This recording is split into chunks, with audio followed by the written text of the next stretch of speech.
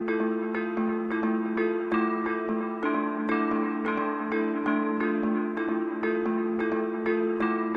Farage. Thank you. Good morning, everybody.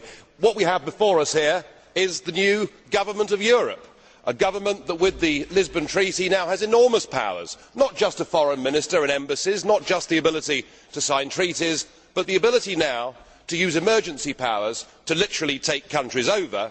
And yet what we have heard from the European Parliament big group leaders this morning is the demand that you take even more powers and do it even more quickly. And perhaps it is worth reminding ourselves that this treaty that gives this Commission these powers does not have democratic legitimacy in the European Union at all. You ignored referendums, you denied referendums, and you bullied the poor Irish into voting for a second time.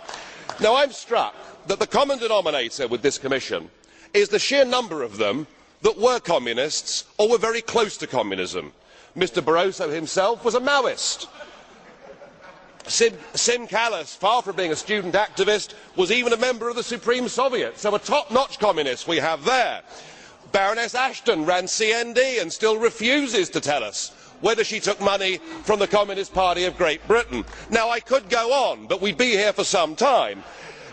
But we have at least 10 communists in this Commission, and it must feel like a return to the good old days. There must be a certain nostalgia amongst the communists. Whilst 60 years ago an iron curtain fell across Europe, today we have the iron fist of the European Commission, and we have seen it with Article 121 and with Greece effectively being turned into a protectorate.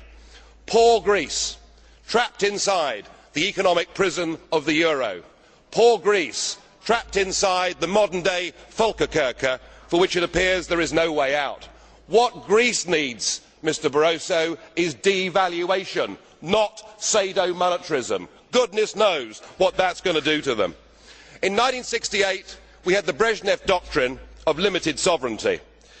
Today we have shared values, we have ever closer European Union and pooled sovereignty, and that is what you have used. But of course it will not just be Greece, because the same is going to happen to Spain, to Portugal and to Ireland. 121 will be invoked with all of those.